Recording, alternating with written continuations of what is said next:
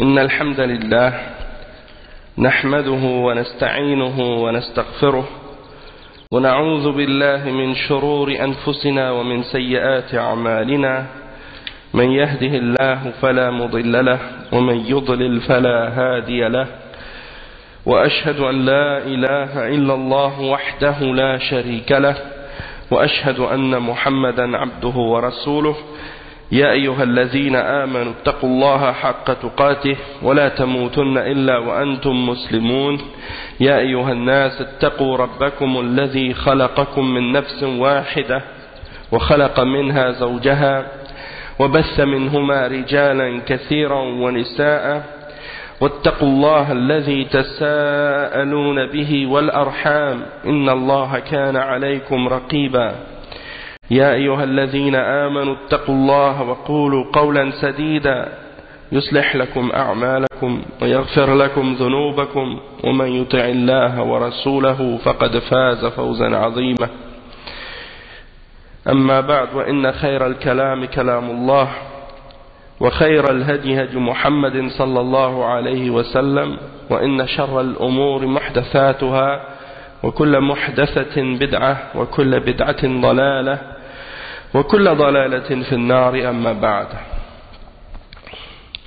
Donc on continue cette deuxième partie dans l'explication de cette conférence du Cheikh Saleh Al-Fawzan qui s'intitule At-Tawhid Aslu Da'wati Ar-Rusul. Le Tawhid est la base de la da'wa de tous les messagers. Et donc qu'est-ce qu'on a expliqué? Déjà, on a commencé à faire une introduction sur comment le shirk s'est introduit parmi les différents peuples et comment il s'est propagé. Et maintenant, on est en train de commencer à expliquer l'exemple de, la suite de l'exemple de qu'est-ce que Nuh a fait comme travail pour ramener son peuple au tawhid d'Allah subhanahu wa ta'ala après que le shirk se soit introduit dans son peuple. Et le cheikh expliquait comment Nuh alayhi salam a appelé son peuple donc au tawhid et à abandonner le shirk, mais que son peuple s'est obstiné à vouloir rester dans le shirk, continuer à adorer les idoles et se sont enflés d'orgueil.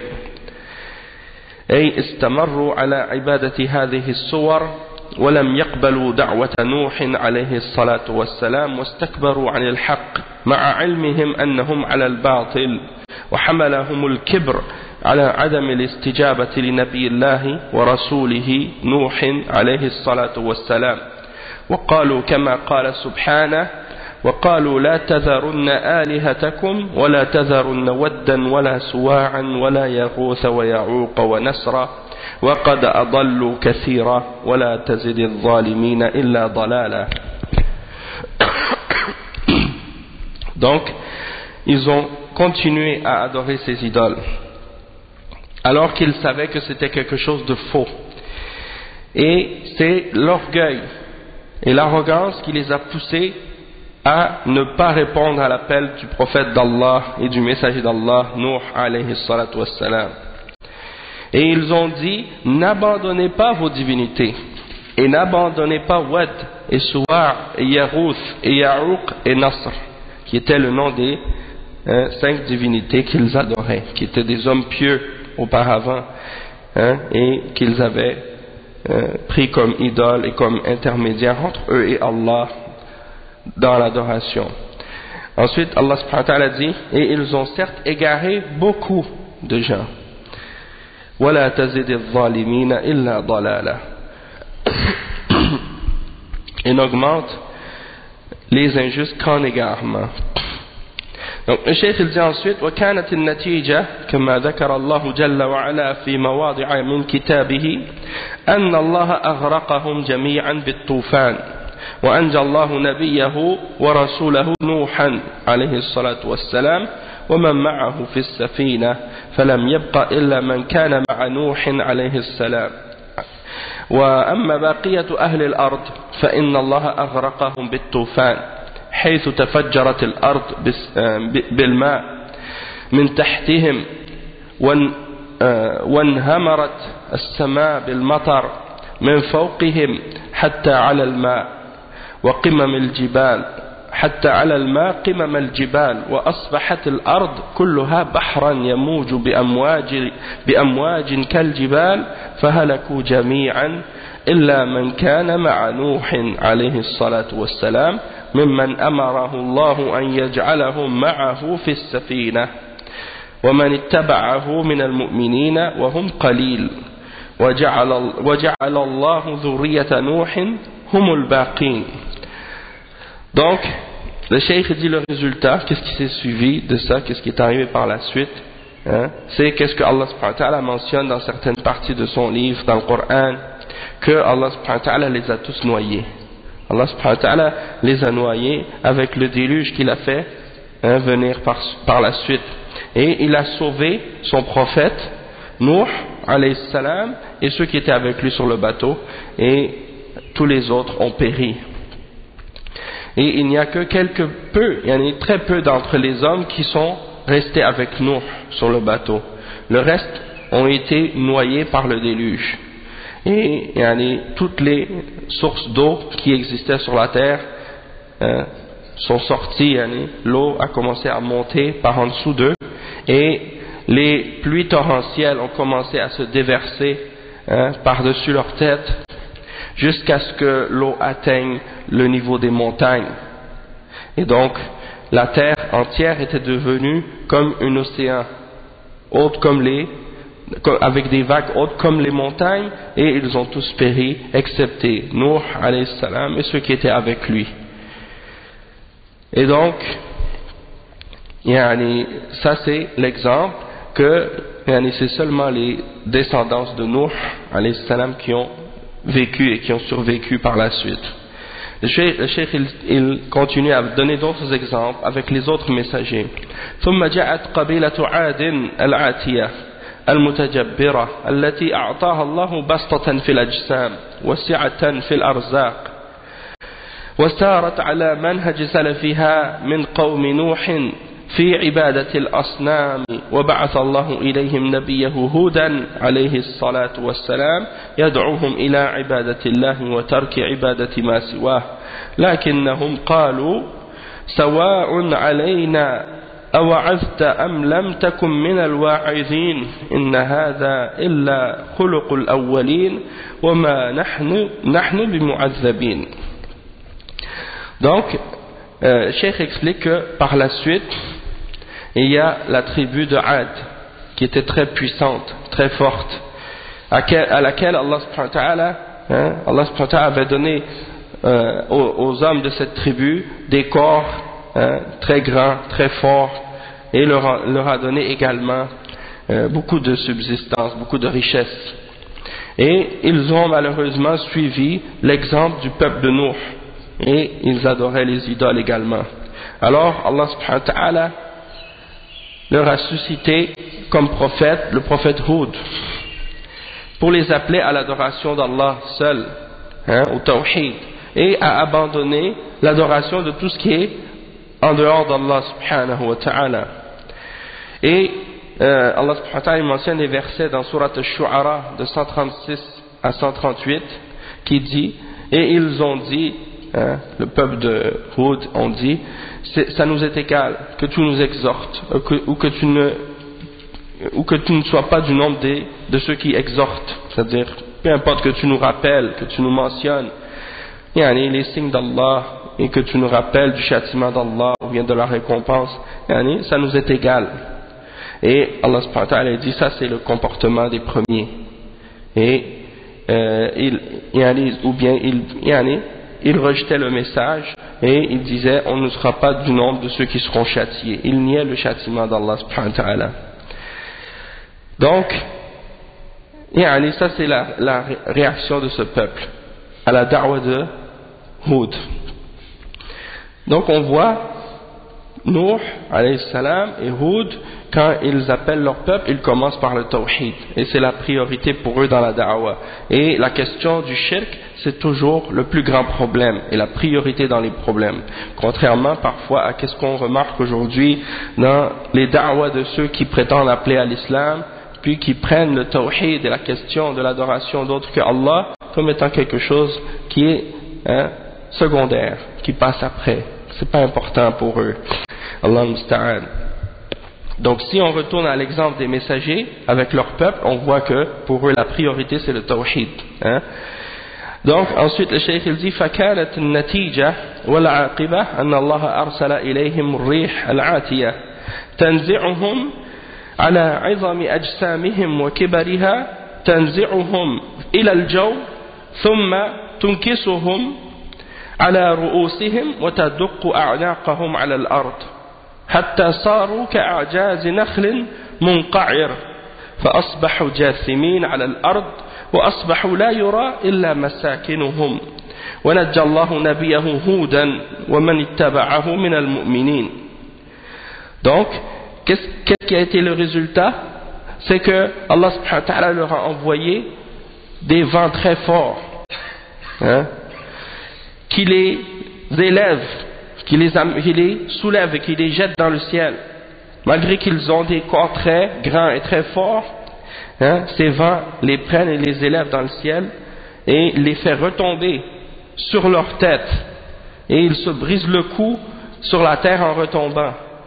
Et quand on les voit par terre comme ça, c'est comme si Allah subhanahu wa ta'ala les décrit comme des souches de palmiers déracinées.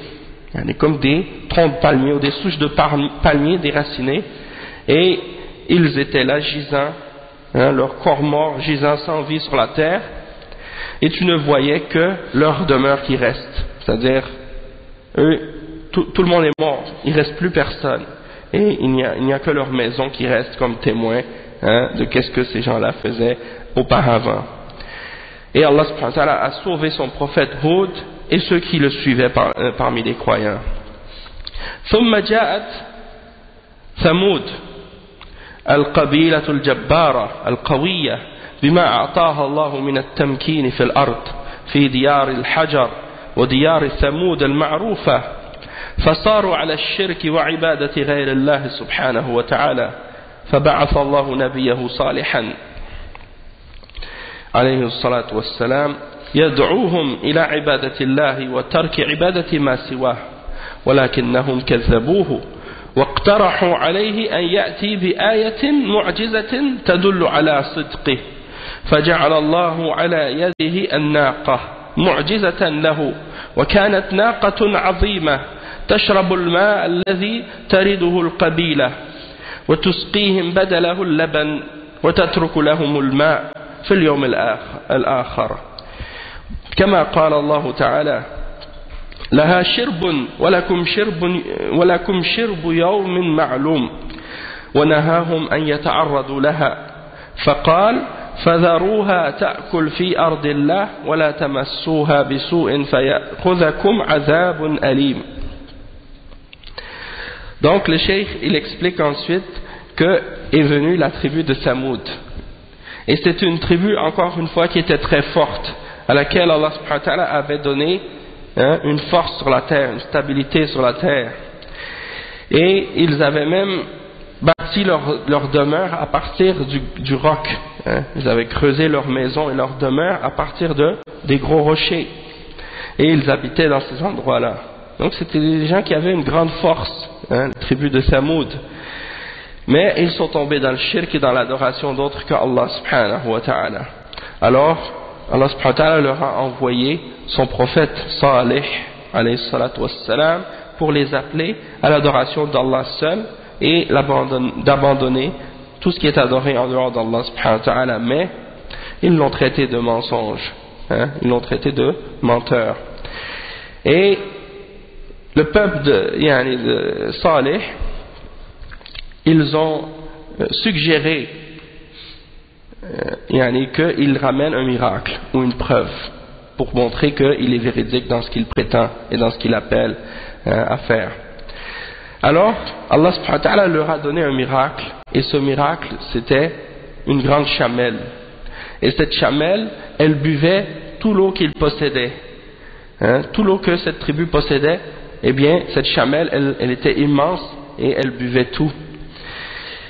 Et elle buvait l'eau que la tribu avait pour un jour et le jour d'après elle leur laissait l'eau. Et le jour où elles buvaient l'eau, elle leur donnait du lait, du laban à la place. Et Allah subhanahu wa ta'ala a mentionné justement que le signe c'était ça, que la chamelle allait boire un jour et un autre jour c'était l'eau pour la tribu. Et il leur a interdit d'y toucher ou de lui faire du tort ou du mal. Et Allah subhanahu wa ta'ala il mentionne qu'il a dit laissez-la manger sur la terre d'Allah et ne la touchez pas par un mal quelconque, sinon vous allez être touché par un châtiment douloureux. وهم الذين اقترحوا هذه الآية وهذه المعجزة ووعدوا أن يؤمنوا إذا جاءهم بمعجزة فلما جاءهم بالمعجزة بقوا على كفرهم وعنادهم ولم يستجيبوا لنبي الله عليه الصلاة والسلام فعند ذلك أرسل الله عليهم الصيحة وهي الصاعقة حيث صاح بهم جبريل عليه الصلاة والسلام صيحة واحدة فكانوا كهشيم المحتضر ونجى الله صالحا ومن آمن معه وأهلك ثمود العاتية عن آخرهم.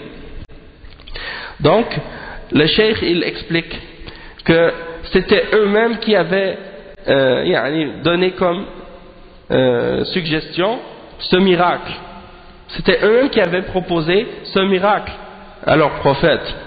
Et ils avaient donné la promesse que si le miracle leur venait, ils allaient y croire. Mais lorsque le miracle est venu, et le signe est venu d'Allah subhanahu wa ta'ala, eh bien ils sont restés sur leur kufr et sur leur opposition et leur rejet de la vérité. Ils n'ont pas répondu à l'appel de leur prophète, alayhi salatu wassalam. Alors à ce moment-là, Allah subhanahu wa ta'ala leur a envoyé le cri. C'est le cri de Jibril, alayhi salatu wassalam. Et donc ils ont été pris par ce cri. C'est un seul cri qui les a fait devenir ou qui les a réduits à l'état de la paille d'étable. Comme de la paille, subhanallah. Et Allah subhanahu wa ta'ala a sauvé Salih et ceux qui ont cru avec lui, et il a fait périr Thamoud al-Atiyah, cette tribu de Thamoud qui était forte et puissante.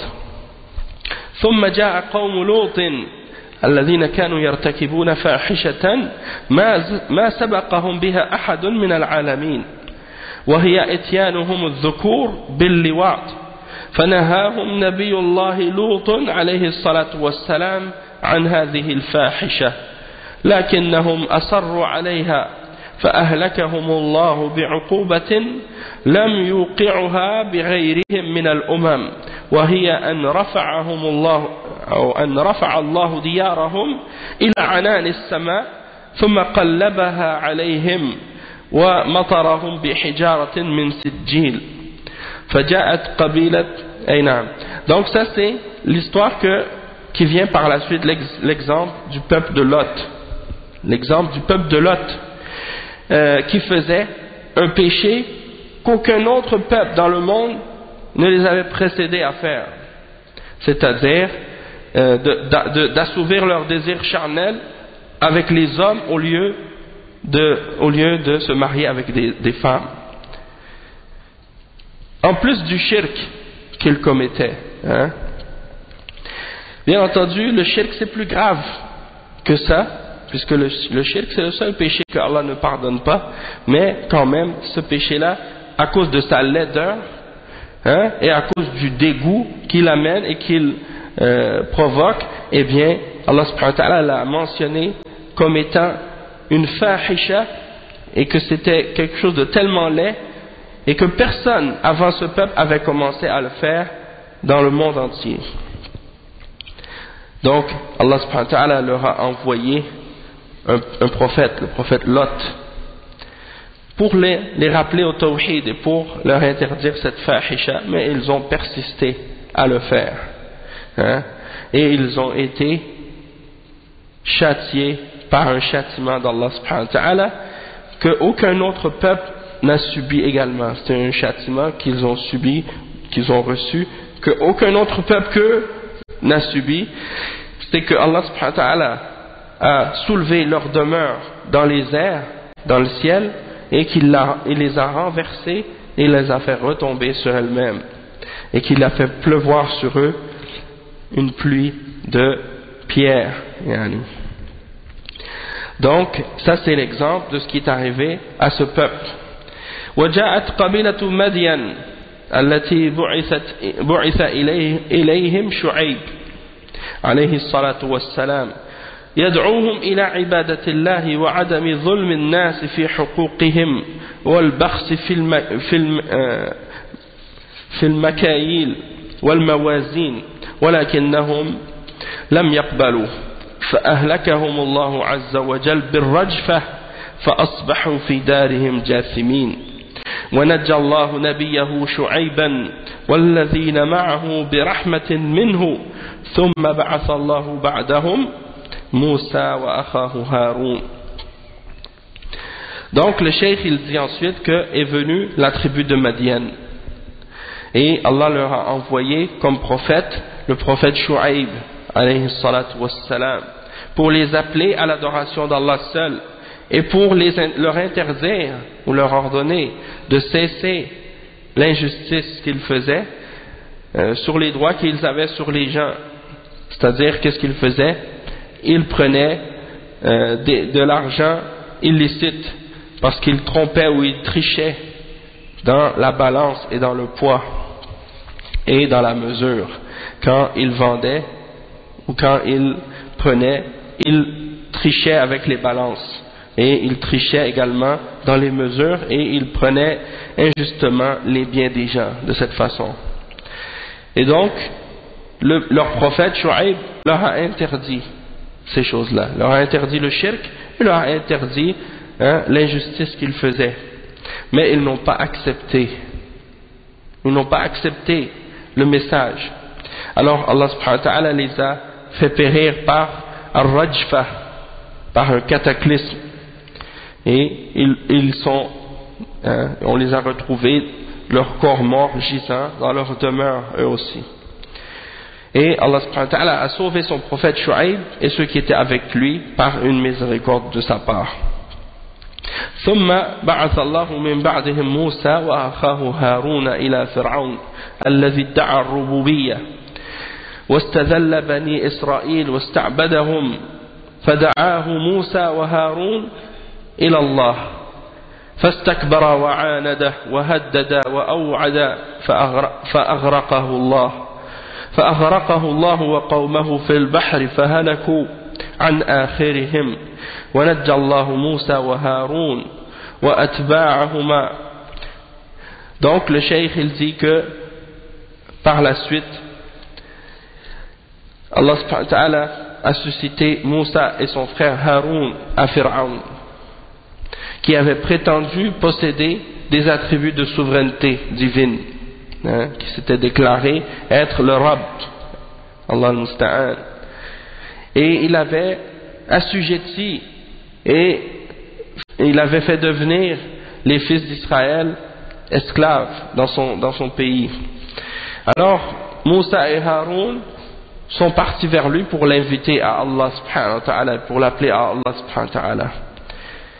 Alors Pharaon s'est enflé d'orgueil et il a refusé d'accepter et il a commencé à menacer, au lieu d'accepter le message, il s'est mis à menacer et à rejeter l'appel. Et Allah subhanahu wa ta'ala comme punition a fait qu'il soit noyé, lui ainsi que son peuple, ceux qui étaient avec lui. Et donc ils ont tous péri jusqu'au dernier. Et Allah subhanahu wa ta'ala a sauvé Moussa et Haroun et ceux qui étaient avec eux.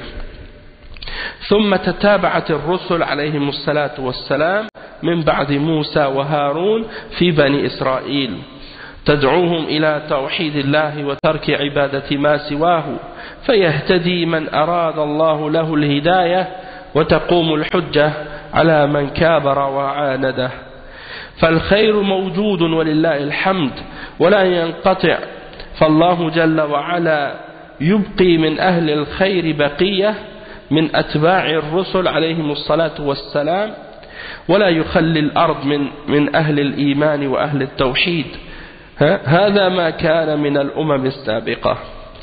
Donc, le cheikh il dit qu'après Moussa et Haroun, qui étaient les deux grands prophètes de Bani Israël, les prophètes et les messagers se sont succédés les uns après les autres pour établir les preuves et pour faire en sorte que celui d'entre eux qui voulait la guidance pouvait être guidé sur la guidance d'Allah subhanahu wa ta'ala.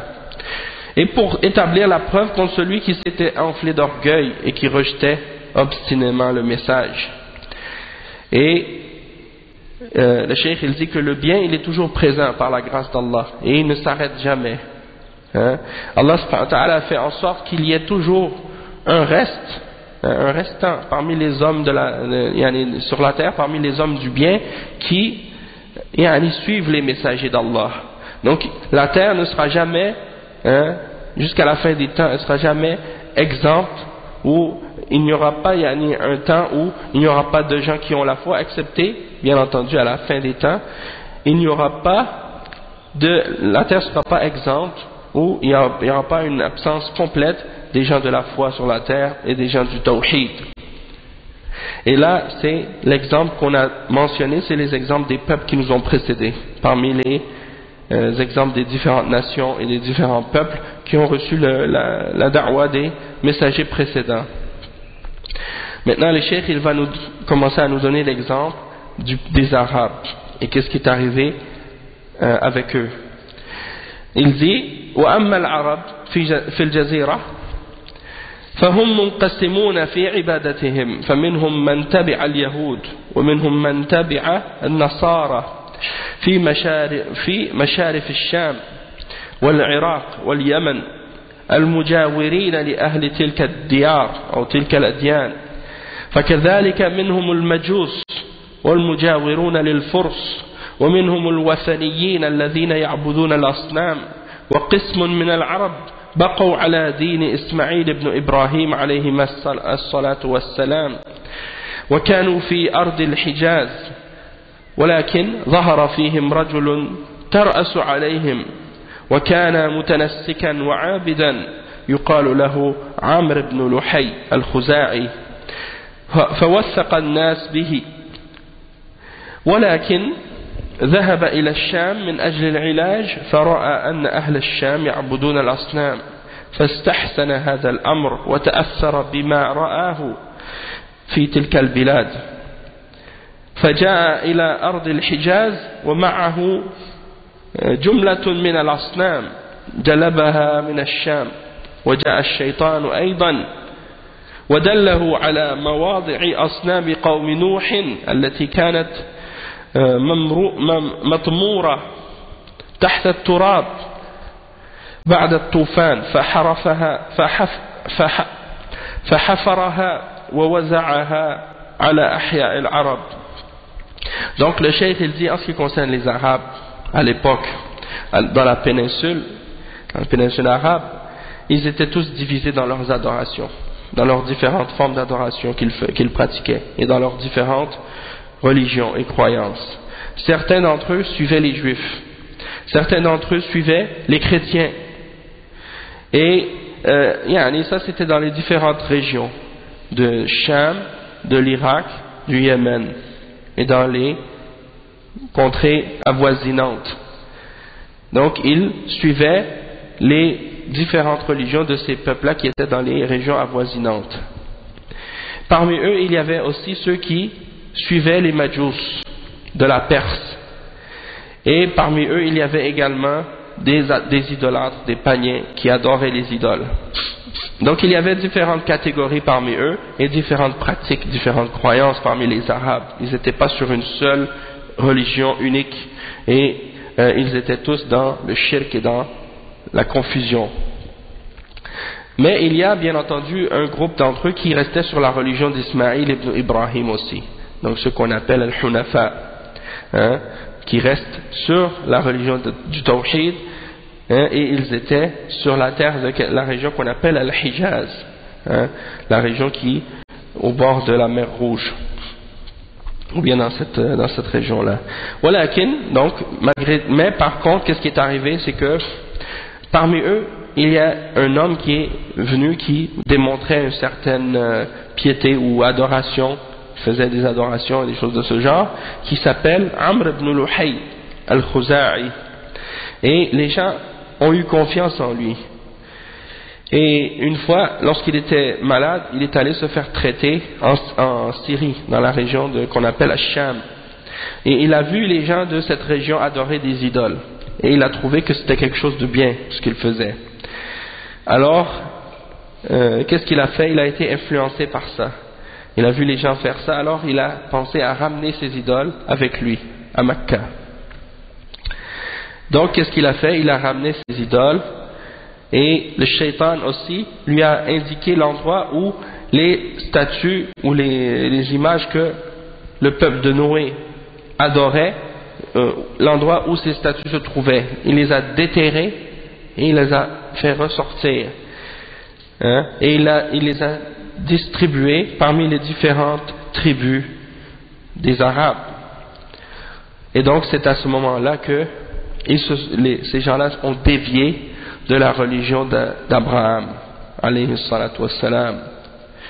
Donc le cheikh il dit فحينئذ انحرفوا عن دين إبراهيم عليه الصلاة والسلام وفشى الشرك في أرض الحجاز وانتشر انتشارا فظيعا حتى في حرم الله عز وجل حتى كانت الأصنام منصوبة على الكعبة فكان عليها 360 صنما وكان على الصفا والمروة صنمان وهما إساف ونائلة وكانت اللات والعزة ومنات هي أكبر أصنامهم بل كان في كل بيت من بيوتهم صنم خاص بأهل البيت حتى أن المسافر منهم يحمل معه صنما يعبده من دون الله وتأصل فيهم الشرك واستحكمه فهذا فيه التحذير من التشبه بالكفار وفيه التحذير من التنقيب عن آثارهم الوثنية المطمورة تحت الأرض كما حصل من عمرو بن لحي حينما نقب عن آثار قوم نوح. Donc le cheikh il dit que, donc comme on a dit, c'est là que les gens se sont éloignés ou ils ont dévié de la religion d'Abraham alayhi salatu wassalam, et que le shirk s'est répandu sur la terre de Al-Hijaz et qu'il s'est propagé partout de manière très grave. Et même dans le haram, même dans le haram d'Allah subhanahu wa ta'ala, le sanctuaire d'Allah subhanahu wa ta'ala à Mecca, ils ont placé des idoles autour de la Kaaba jusqu'à ce qu'il y en ait environ 360 idoles autour de la Kaaba. Et sur Safa et Marwa, il y avait 2 idoles également. Et on les nommait Isaf et Naïla. C'était le nom des 2 idoles qui se trouvaient sur Safa et Marwa. Isafun et Naïla. Et il y avait les 3 plus grandes idoles qu'ils avaient, c'était Allat et Al-Uzza et Manat. Ça c'était leurs 3 plus grandes idoles. En plus de ça, il y avait dans chacune de leurs maisons une idole qu'ils adoraient en dehors d'Allah subhanahu wa ta'ala. Et même que lorsque l'un d'entre eux sortait en voyage, eh bien il amenait une idole avec lui et il l'adorait en dehors d'Allah subhanahu wa ta'ala. Donc on voit que le shirk était vraiment bien établi dans leur vie, dans leur société, dans leurs croyances, et que c'était cette idolâtrie et ce shirk qui régnait à cette époque. Et donc il y a dans ce qu'on a mentionné maintenant à ce sujet-là un avertissement contre le fait de vouloir ressembler aux kuffars, un avertissement au sujet d'essayer de retrouver ou de déterrer les traces ou les vestiges, barakallahu fik, les vestiges des civilisations païennes qui adoraient des idoles, de faire ressortir ça, comme c'est arrivé à l'époque avec Amr ibn Luhay, lorsqu'il a déterré les vestiges ou bien les les statues qui étaient restées du peuple de Nuh. Et ça, cet exemple-là aussi, c'est quelque chose qui s'est reproduit à notre époque, malheureusement, parce que il y a certaines organisations internationales qui travaillent justement à faire revivre les anciennes idolâtries qui existaient dans le passé, dans différentes régions du monde. Et ils envoient des archéologues dans différentes parties du monde et déterrer et creuser pour retrouver justement les anciennes statues, les anciennes idoles qui sont adorées ou qui étaient adorées, pour les faire revenir. Et puis par la suite ils donnent à ces découvertes bien le titre de merveille du monde ou bien des choses comme ça. Et c'est comme des exemples comme ça. Ils cherchent toutes les anciennes formes de shirk qui existaient dans les différentes nations, dans les différents peuples, et puis ils essaient de les déterrer, puis de les faire revenir. Et puis ils appellent les différents peuples qui vivent dans ces régions-là à être fiers de ces anciennes civilisations de shirk. Et parfois même, qu'est-ce qu'ils font? Ils essaient d'opposer l'islam et d'appeler ces peuples-là à rejeter l'islam et à revenir à leurs anciennes coutumes et traditions pré-islamiques dans les différentes régions du monde.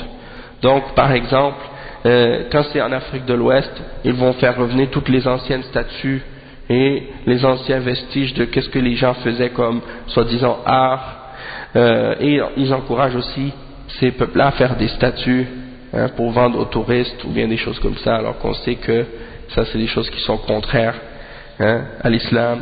Puis dans le nord de l'Afrique, ils vont par exemple trouver les anciennes civilisations romaines ou bien celles qui étaient précédentes à ça, faire ressortir tout ça pour que ces peuples-là soient fiers de ces choses-là.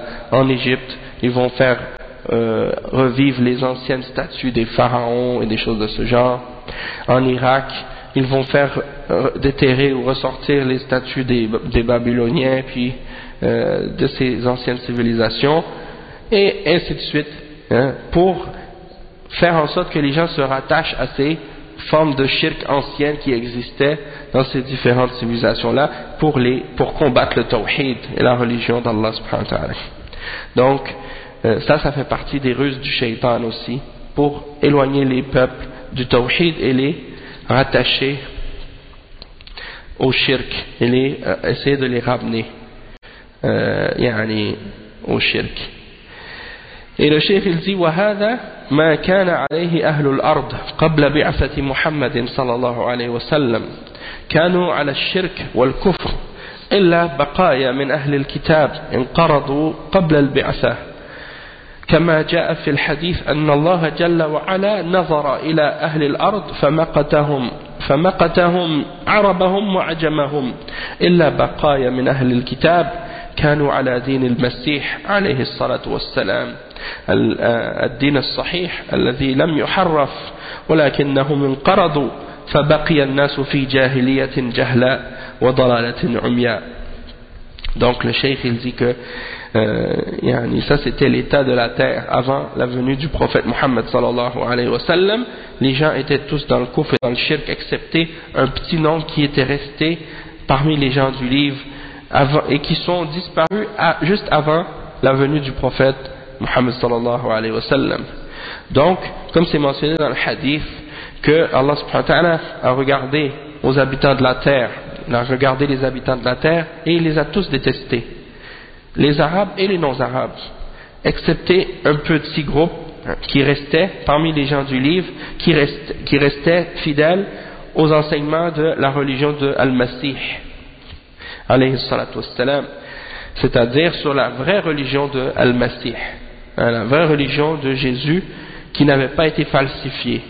Mais ce petit groupe-là est disparu et il ne restait par la suite que de l'ignorance et de l'aveuglement et de l'égarement. Donc ça c'est l'exemple qu'on mentionne pour faire comprendre l'état des êtres humains et l'état des hommes sur la terre avant la venue du prophète Muhammad sallallahu alayhi wa sallam. C'était quoi leur croyance, c'était quoi leur pratique, c'était quoi leur religion.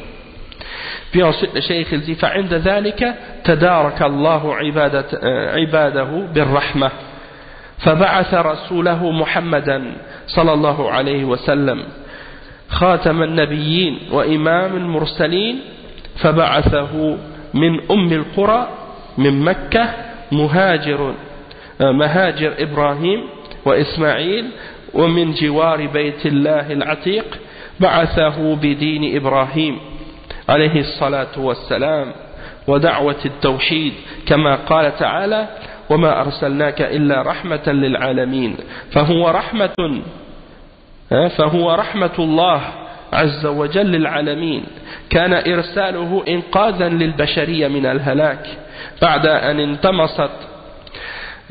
انطمست آثار الرسالات وفشت الشركيات والوثنيات ونسيت الشرائع إلا بقايا محرفة فلقي صلى الله عليه وسلم من قومه ما لقي من العنة والتعب والمضايقات وآمن به من أراد الله له السعادة لكنهم قلة مستضعفون في مكة يحصل عليهم الضغط والتعذيب والتهديد والمضايقات وهو عليه الصلاة والسلام صابر محتسب ولم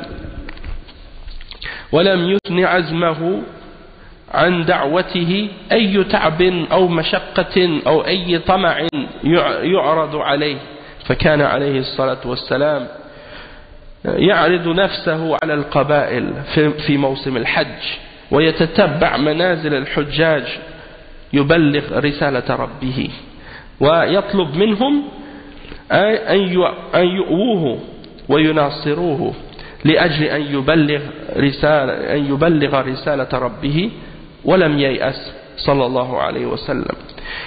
Le cheikh il dit que c'est à ce moment que Allah subhanahu wa ta'ala a rappelé à ses serviteurs sa miséricorde en leur envoyant son messager Muhammad sallallahu alayhi wa sallam, le dernier des prophètes et l'imam des messagers. Il l'a envoyé dans la ville de Mecca qu'on appelle Ummul Qura, la mère des cités, qui est le lieu d'émigration où le prophète Ibrahim a fait la hijra avec son fils Ismaïl. Donc le prophète Muhammad sallallahu alayhi wa sallam, c'est dans cet endroit-là qu'il est né, là où il y a l'ancienne maison, la maison d'Allah subhanahu wa ta'ala qu'on appelle l'Atiq, qui signifie la maison ancienne, qui a été bâtie, qui a été la première demeure qui a été bâtie pour l'adoration du Dieu unique, l'adoration d'Allah seul. Et Allah subhanahu wa ta'ala l'a envoyé avec la religion d'Abraham, la religion du Tawhid. Il l'a envoyé avec la da'wa du Tawhid. Et Allah subhanahu wa ta'ala il mentionne, il dit, nous ne t'avons envoyé que comme une miséricorde pour les mondes. Donc il est la miséricorde d'Allah pour le monde entier. Et le but de son envoi ou de sa mission, c'est pour sauver l'humanité de la perdition et de la destruction, après que toutes les traces de messages qui ont été envoyés auparavant avaient disparu. Toute trace de révélation qui existait, qui était authentique, avait disparu ou bien avait été falsifiée. Il ne restait plus rien. Et le shirk s'était propagé partout sur la terre. Et les différentes formes d'idolâtrie et de paganisme étaient propagées partout. Et les lois d'Allah subhanahu wa ta'ala avaient été oubliées. Il restait que quelques traces qui avaient été falsifiées ou changées par les hommes. Alors, c'est à ce moment-là que le prophète Muhammad sallallahu alayhi wa sallam est arrivé. Et il a subi de la part de son peuple beaucoup d'opposition et beaucoup de fatigue et beaucoup de difficultés. Et ceux qui ont cru, parmi ceux pour qui Allah subhanahu wa ta'ala avait voulu le bonheur à cette époque-là, eh bien ils n'étaient qu'un petit nombre parmi les premiers mu'minines, les premiers croyants. Et ils étaient faibles à Mecca, ils n'avaient aucune force, aucune autorité, et ils subissaient toutes sortes de pressions, d'humiliations, de châtiments, de toutes sortes de menaces et de difficultés. Et le prophète sallallahu alayhi wa sallam, malgré ça, il était patient et endurant, et il supportait tout ça pour Allah subhanahu wa ta'ala. Et ça diminuait pas non plus sa détermination de faire sa da'wah et d'appeler les hommes à Allah subhanahu wa ta'ala. Et il ne ressentait aucune fatigue, aucune difficulté, et il ne se laissait pas détourner non plus par les désirs ou les offres que les mushrikines pouvaient lui faire pour essayer de le détourner de sa da'wah. Et le prophète sallallahu alayhi wa sallam avait l'habitude, lorsque c'était le hajj, d'aller rencontrer les différentes tribus qui venaient, qui avaient leur tente, qui établissaient leur tente pour venir faire le hajj. Il allait se présenter à ces différentes tribus-là pour transmettre le message de son Seigneur et pour les appeler au tawhid et pour leur demander de le défendre et de le protéger dans la transmission du message de son Seigneur. Et le prophète sallallahu alayhi wa sallam n'avait jamais perdu l'espoir d'avoir le support dans cette da'wah. فلما رأى المشركون استمراره على ذلك جاءوا إلى عمه أبي طالب وكان عمه أبو طالب يحنو عليه ويحميه منهم وكان له مكانة في قريش ومنزلة في قريش وعرضوا عليه أن يعطوه ما يريد إن كان يريد مالا وإن كان يريد زواجا يزوجونه بأجمل نسائهم وإن كان يريد رئاسة رأسوه عليهم على أن يترك هذه الدعوة ويعطوه ما يريد من الجاه ومن الملذات والمال. فاستدعاه عمه وقص عليه القصة وعرض عليه هذا العرض فقال يا عم والله لو وضعوا الشمس في يميني والقمر في شمالي على أن أترك هذا الأمر ما تركته حتى يظهره الله أو أهلك دونه فعند ذلك أيسوا من صده عن دعوته. Donc le cheikh explique que lorsque les mushrikoun, les idolâtres, ont vu que le prophète Mohammed sallallahu alayhi wa sallam persistait dans sa da'wah et qu'il continuait sa da'wah, ils sont allés voir son oncle Abu Talib. Et son oncle Abu Talib, l'oncle du prophète Mohammed sallallahu alayhi wa sallam, eh bien, il avait beaucoup d'affection et il protégeait son neveu. Il le protégeait, il avait beaucoup d'affection pour lui. Alors, étant donné que Abu Talib avait un certain respect dans la tribu de Quraysh, que les gens de Quraysh lui donnaient un certain degré, un certain respect, ils sont allés s'adresser à lui pour lui proposer toutes sortes de différentes choses pour faire en sorte que son neveu arrête sa da'wah. Donc qu'est-ce qu'ils lui ont proposé? Ils lui ont proposé de lui donner de l'argent s'il voulait de l'argent. Ils lui ont proposé de le marier avec la plus belle ou les plus belles de leurs femmes si c'était des femmes qu'il voulait. Ils lui ont proposé de faire de lui le chef des Arabes si c'était le pouvoir qu'il désirait. Tout ça dans le but de faire en sorte qu'il cesse sa da'wah et qu'il arrête d'appeler à Allah et d'appeler au tawhid et de combattre le shirk et l'idolâtrie. Que s'il voulait une position de pouvoir, s'il voulait des plaisirs, s'il voulait de l'argent, eh bien il allait recevoir tout ça, à condition qu'il cesse sa da'wah, qu'il arrête d'appeler au tawhid. Alors l'oncle du prophète sallallahu alayhi wa sallam, Abu Talib, a appelé son neveu, le prophète Mohammed sallallahu alayhi wa sallam, et il lui a raconté cette proposition, lui a mentionné cette proposition de Quraysh, et il lui a présenté cette chose. Et la réponse du prophète Mohammed sallallahu alayhi wa sallam était de dire: ô mon oncle, même s'il me donnait le soleil dans la main droite et qu'il me donnait la lune dans la main gauche, eh bien je n'abandonnerai jamais cette chose, cette da'wah. Je ne l'abandonnerai jamais jusqu'à ce que Allah subhanahu wa ta'ala donne la victoire, ou que je périsse en la défendant. en défendant cette da'wa et ce tawhid. Donc, il était prêt à continuer jusqu'à la mort dans sa da'wa. Et il n'allait jamais laisser quoi que ce soit l'arrêter de faire la propagation de ce message d'Allah subhanahu wa ta'ala. Et c'est à ce moment-là que les mouchriquines de Quraysh ont perdu tout espoir de l'arrêter dans la transmission de ce message. ثم لما مات عمه أبو طالب وماتت زوجه خديجة أم المؤمنين التي كانت توسع عليه وتطمنه وتساعده مات في عام واحد وعند ذلك اشتد عليه أذى المشركين فضايقوه مضايقة شديدة لأنهم ظنوا أن الفرصة قد صنحت لهم لأنه ليس له من يدافع عنه ولم يعلموا أن الله جل وعلا هو الذي أرسله وهو الذي يدافع عنه.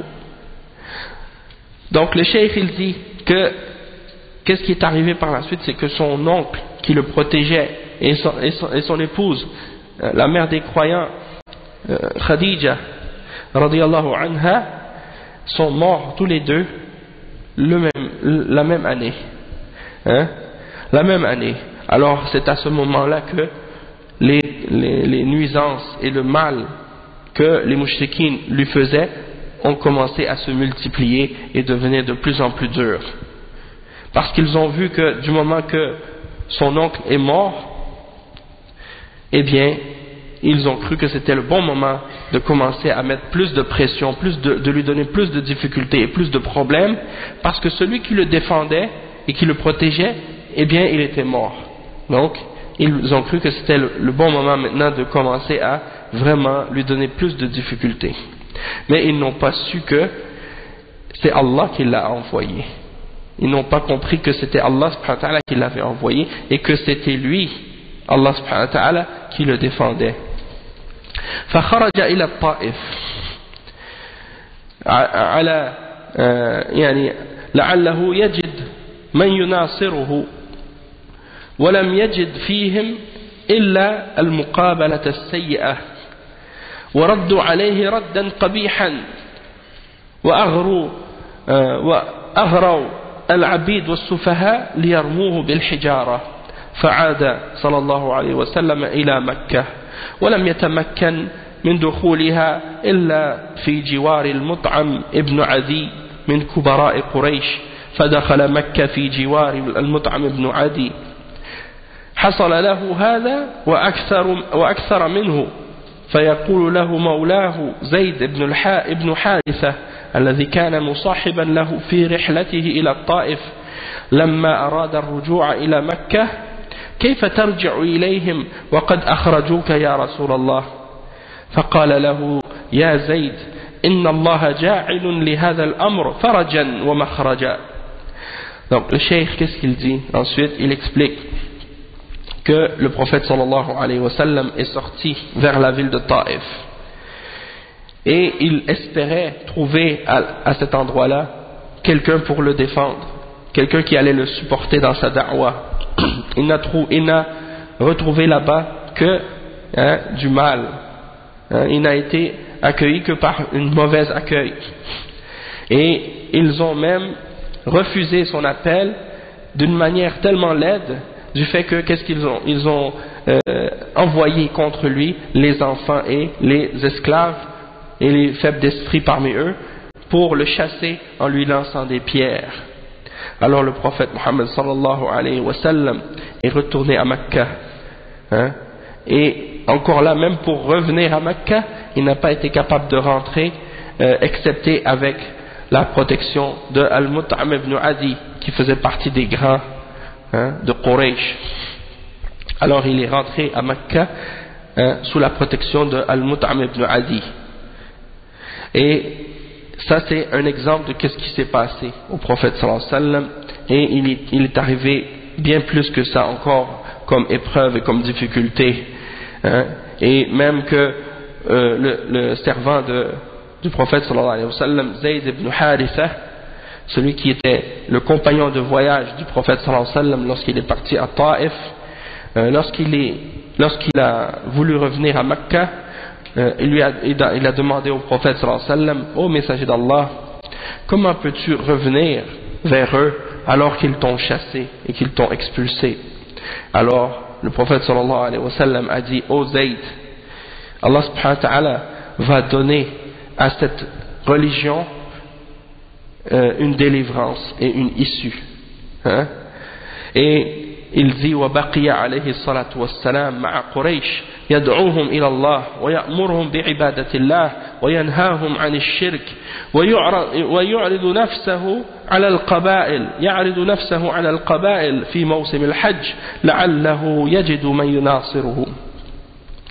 فيسر الله أن جاء قوم من المدينة من الأوس والخزرج حاجين وكانوا على الشرك كغيرهم من العرب، فجاءهم في منازلهم في الحج وعرض عليهم دعوته وبين لهم ما يدعو إليه، وكانوا مجاورين لليهود في المدينة، وكان اليهود يتوعدونهم بأنه إذا ظهر رسول في آخر الزمان بأنهم سيكونون معه ويقاتلون الأوس والخزرج وينتصرون عليهم كما قال الله تعالى عنهم، وكانوا من قبل يستفتحون على الذين كفروا أي يتوعدون أعداءهم من أهل المدينة بأن الله سيبعث رسولا نكون معه وننتصر عليكم.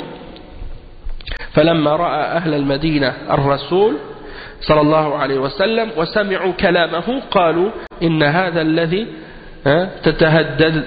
تتهددنا به اليهود فلا يسبقوكم إليه، فعند ذلك آمنوا به وبايعوه عليه الصلاة والسلام ورجعوا إلى قومهم بالمدينة دعاة إلى الله وأسلم على أيديهم من شاء من المؤمنين، ثم جاءوا في العام الذي بعده أكثر من العام الأول وبايعوا الرسول صلى الله عليه وسلم على الإيمان وعلى أن يهاجر إليهم في المدينة وأن يحموه مما يحمون منه أنفسهم وأموالهم وأولادهم. Donc le cheikh il explique ensuite que ils sont donc il est donc resté avec les gens de Quraysh à les appeler à Allah subhanahu wa ta'ala, à leur ordonner d'adorer Allah seul et à leur interdire le shirk. Il n'a jamais cessé cette da'wa jusqu'au bout. Il n'a pas non plus changé sa da'wa pour faire plaisir aux gens. Les gens lui disaient arrête de nous parler arrête de nous parler de nos idoles, arrête de les critiquer.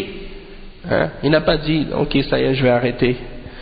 On va changer le message maintenant, on va vous faire plaisir pour que vous soyez plus nombreux, on va dire ce que vous voulez entendre maintenant, on va appeler à ce que vous voulez. Non, la da'wa c'est la da'wa et le message c'est le message, et ça ne change pas pour le désir ou le faire plaisir à quelqu'un. C'est le message qui vient d'Allah, et donc ça ne peut pas changer. Donc ça c'est très important. Donc il a continué sa da'wa malgré tout. Et il se présentait aux différentes tribus encore, à chaque fois quand il y avait le hajj, pour appeler les gens et pour voir si quelqu'un allait accepter de le défendre parmi les tribus. Et Allah subhanahu wa ta'ala a facilité qu'un groupe d'hommes parmi les habitants de la ville de Médine, Al-Aws ou Al-Khazraj, deux tribus, des tribus qui vivaient dans cette ville, sont venus faire le hajj. Et ils étaient sur le shirk, comme les autres parmi les Arabes. Donc ils sont venus à l'endroit où ils s'installaient durant le hajj, et le prophète sallallahu alayhi wa sallam leur a présenté sa da'wa, et leur a clarifié la chose à laquelle ils invitaient. C'est-à-dire il leur a clarifié quelle était sa da'wa, quel était son message. Alors c'était des gens de Médine, et à Médine à cette époque-là il y avait des voisins juifs à cette époque qui vivaient dans cette ville-là. Et ces juifs leur promettaient ou bien leur annonçaient qu'il y allait avoir un messager qui allait apparaître vers la fin des temps, et que lorsque ce messager-là allait arriver, les Juifs allaient combattre Al-Aws ou Al-Khazraj, il allait combattre les tribus de Médine, et qu'ils allaient avoir le dessus sur eux.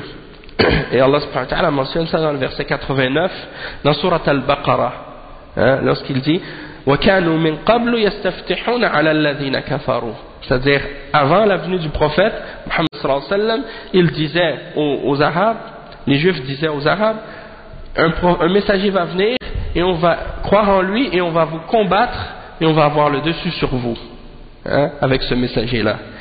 Donc il les menaçait qu'ils allaient suivre ce messager là et avoir le dessus sur eux. Alors lorsque Al-Aws ou Al-Khazraj sont arrivés à Médine, eh bien ils ont entendu ce messager, ils ont entendu sa parole et ils ont dit c'est probablement celui-là dont les Juifs nous menaçaient. Donc ils ne vous laissez pas devancer par les Juifs, il faut croire en lui. Et ils lui ont donné la bay'a et ils sont retournés à leur peuple à Médine et les a invités à Allah subhanahu wa ta'ala. Ils ont invité leur peuple à Allah, et beaucoup d'entre ceux pour qui Allah subhanahu wa ta'ala a voulu la guidance ont accepté sa da'wah. Puis ils sont venus à Médine, ils sont revenus à la Mecque l'année d'après durant le Hajj, et ils étaient plus nombreux que l'année précédente. Ils étaient maintenant plus nombreux encore parmi les gens qui avaient accepté l'islam, et ils ont tous donné l'allégeance au prophète Muhammad sallallahu alayhi wa sallam, qu'ils allaient croire en lui et qu'ils allaient faire de leur ville un lieu d'asile et de hijra pour les croyants musulmans de Mecca et de toutes les régions qui pourraient aller là-bas et être protégés comme ils se protégeaient eux-mêmes, comme ils protégeaient leurs propres biens et leurs propres enfants. Ils allaient protéger le prophète sallallahu alayhi wa sallam et l'islam et les croyants. وحينئذ بدأ النصر من الله عز وجل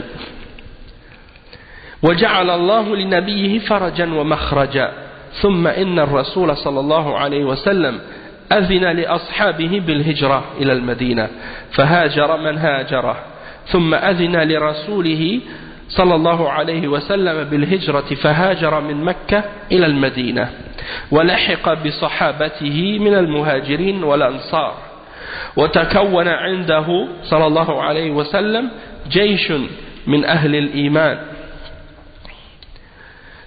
جيش من أهل الإيمان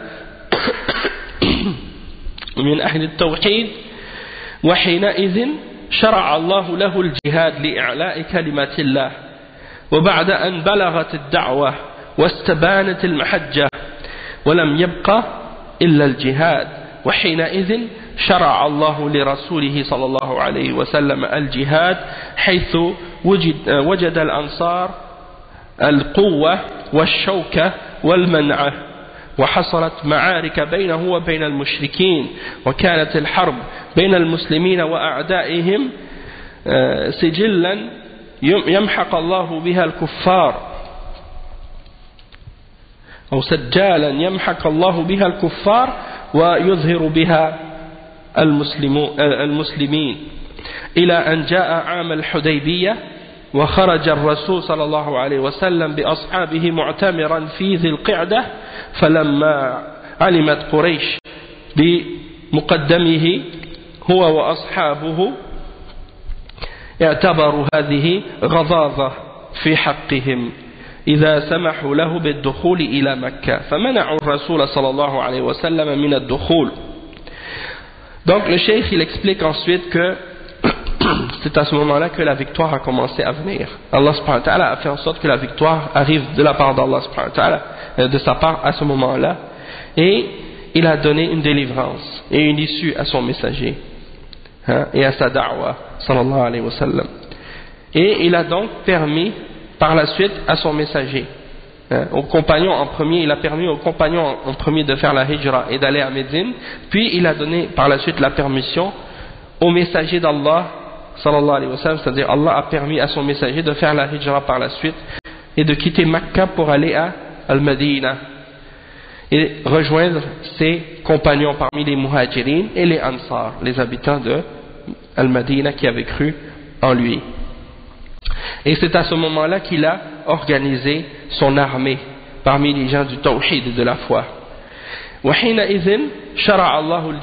c'est à ce moment-là que Allah subhanahu wa ta'ala a légiféré le djihad.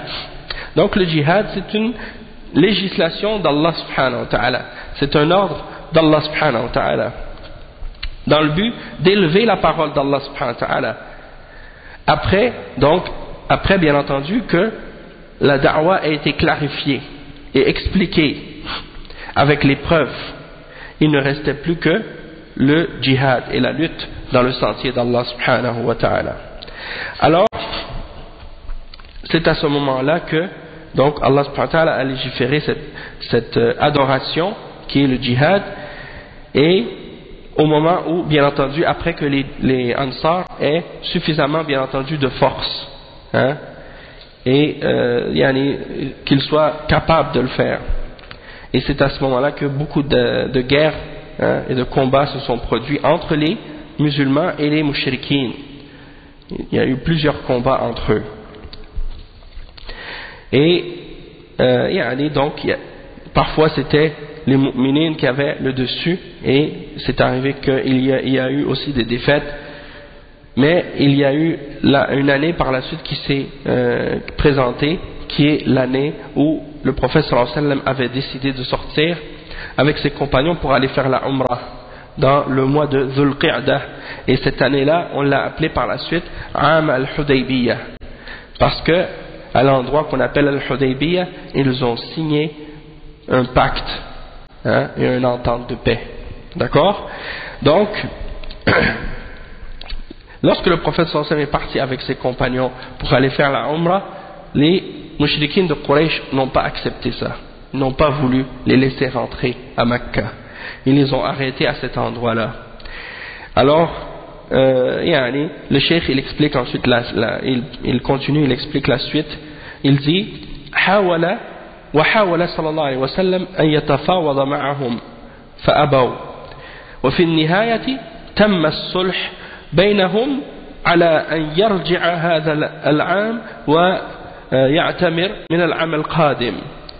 فقبل النبي صلى الله عليه وسلم الصلح لما فيه من مصالح للمسلمين أو مصالح المسلمين والمنافع التي حصلت بسبب هذا الصلح، وسماه الله فتحا حيث قال سبحانه إنا فتحنا لك فتحا مبينا. Donc le prophète sallallahu alayhi wa sallam a essayé de négocier avec les mushrikines pour qu'ils acceptent de les laisser passer et d'aller faire leur umrah, mais ils ont refusé. Et à la fin, ils ont fait une entente, hein, un traité de paix. Et ils ont accepté que cette année-là, ils ne fassent pas la umrah, qu'ils retournent et qu'ils reviennent l'année d'après pour faire la umrah. Et le prophète sallallahu alayhi wa sallam donc a accepté les différentes clauses de cette entente de paix, parce qu'il y avait dans cette entente beaucoup de bienfaits pour les musulmans et pour l'islam. Et la victoire, hein, est venue à cause de cette grande entente et ce grand pacte qui avait été signé. Allah subhanahu wa ta'ala a nommé ce pacte, hein, Fathan Mubina, hein, la grande victoire. Donc les gens ont l'habitude de penser que la victoire c'était la conquête de la Mecque. En réalité, la grande victoire dont on parle dans Surat Al-Fath, c'est le traité de Al-Hudaybiyah en réalité, parce que Allah subhanahu wa ta'ala dit Inna fatahna laka fathan mubina. Les ulama de tafsir ont mentionné que ça c'était Al-Hudaybiyah, et la raison pourquoi ce pacte cette entente de paix était une victoire, c'est parce que ça a permis aux musulmans de pouvoir faire la da'wa en paix et de profiter de ces années de paix pour justement présenter aux gens la réalité du message de l'islam. Et c'est ce qui a fait en sorte que les Arabes entrent en groupe dans la religion d'Allah subhanahu wa ta'ala. وتمكن من غزو خيبر وفتحها وتمكن من يريد الإسلام أن يسلم وتمكن من يريد الهجرة أن يهاجر وفتحت خيبر بما فيها من الأموال والنخيل والمزارع وتقوى بها المسلمون. ولما نقضت قريش الصلح تمكن صلى الله عليه وسلم من فتح مكة، فجاء صلى الله عليه وسلم بجيوش التوحيد المدججة بالسلاح والقوة والعتاد،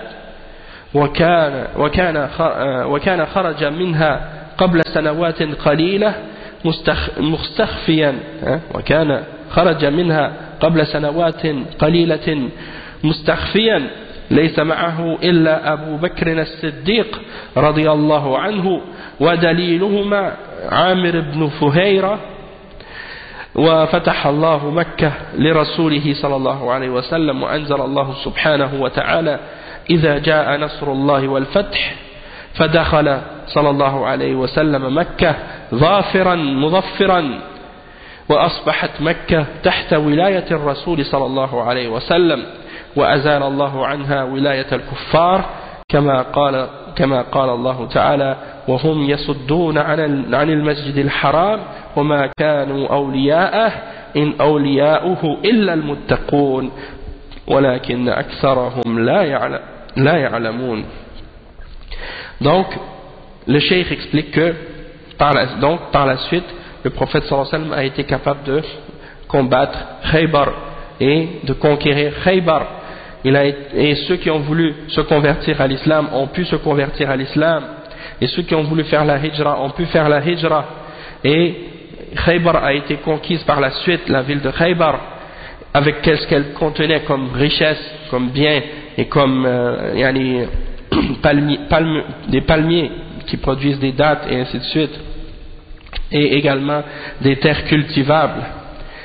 Donc avec ces richesses-là et ces biens-là, les musulmans ont pu se renforcer encore plus. Et lorsque Quraysh a brisé le pacte qui les rattachait à la paix qu'ils avaient avec les musulmans, ils ont brisé le pacte. Alors à ce moment-là, le prophète sallallahu alayhi wa sallam a pris l'armée et il s'est dirigé vers Makkah avec l'armée du Tawhid et avec des armes et une force. Alors que quelques années auparavant, il était sorti de Makkah en se cachant. Il avait peur, les mushrikoun essayaient de le tuer. Il était sorti tout seul avec Abu Bakr radiyallahu anhu et le guide qu'ils avaient choisi, Amir ibn Fuhayra. Et quelques années après, Allah subhanahu wa ta'ala lui donne la victoire et il rentre à Makkah. Il rentre à Makkah et il donne la victoire à son messager. Allah subhanahu wa ta'ala donne la victoire à son messager. Et c'est à ce moment-là que Allah subhanahu wa ta'ala révèle le verset إِذَا جَاءَ نَصْرُ اللَّهِ وَالْفَتْحِ. Lorsque vient la victoire d'Allah subhanahu wa ta'ala, le secours d'Allah et la victoire. Donc il entre à Makkah et Makkah devient sous sa tutelle, sous son commandement. Et Allah subhanahu wa ta'ala a enlevé l'autorité et le pouvoir que les kuffars possédaient dans cette ville. Et il mentionne le verset 34 dans Surat Al-Anfal, dans lequel Allah subhanahu wa ta'ala dit: et il obstrue le chemin vers la mosquée sacrée, la mosquée de la Mecque, alors qu'ils n'en sont pas les alliés. Ces alliés sont uniquement ceux qui sont al-muttaqoun, ceux qui craignent Allah subhanahu wa ta'ala et qui ont la piété, mais la plupart d'entre eux ne savent pas. Donc ça c'est qu'est-ce qui s'est passé, un résumé de l'exemple de la da'wah du prophète sallallahu alayhi wa sallam. Et le cheikh il dit, pour terminer, on va lire ce dernier paragraphe et après on va s'arrêter inshallah. Le cheikh il dit: فَمَكَّنَ اللَّهُ رَسُولَهُ صلى الله عليه وسلم من الاستيلاء على مكة المشرفة وأزال الأصنام التي على الكعبة، فكان يشير إليها ويقول: جاء الحق وزهق الباطل إن الباطل كان زهوقا. فكانت تخر هذه الأصنام على وجوهها وتتساقط، ثم أمر بها صلى الله عليه وسلم فأخرجت من المسجد وأحرقت ثم دخل الكعبة ومشى في أرجائها وأركانها يعلن التوحيد ويقول لا إله إلا الله وحده لا شريك له وغسل الصور التي كانت في داخل الكعبة وطهر البيت من الأصنام ثم أرسل إلى اللات والعزى ومنات فيهدمها ويزيلها وهكذا نصر الله سبحانه وتعالى وهكذا نصر الله سبحانه وتعالى ويأتي بعد الصبر وبعد الدعوة إلى الله جل وعلا بالحكمة والموعظة الحسنة والجدال التي هي أحسن وهكذا العاقبة للمتقين. Donc le cheikh il dit que Allah subhanahu wa ta'ala a donné donc le pouvoir et la force à son messager sallallahu alayhi wa sallam et il a repris la ville de Mecca et il a détruit toutes les idoles qui étaient autour de la Kaaba et il les indiquait, il pointait vers elles, c'est-à-dire il pointait vers les idoles en mentionnant le verset la vérité est venue et le faux a péri ou a disparu. Certes le faux c'est ce qui disparaît. Puis il faisait tomber ces idoles là sur leur visage, il les faisait tomber face à terre et il ordonnait à ses compagnons de les faire sortir de la mosquée et de les brûler. Puis il revient vers la Kaaba en marchant et il entre à l'intérieur en faisant entendre la parole du Tawhid et en disant rien ne mérite d'être adoré excepté Allah subhanahu wa ta'ala, lui seul et il n'a pas de partenaire. Puis il commence à nettoyer et effacer toutes les images et les représentations et les dessins qui étaient dessinés à l'intérieur de la Kaaba et il a purifié Al-Kaaba, il a purifié la maison d'Allah subhanahu wa ta'ala de toutes les différentes traces, différentes formes d'idolâtrie qui existaient.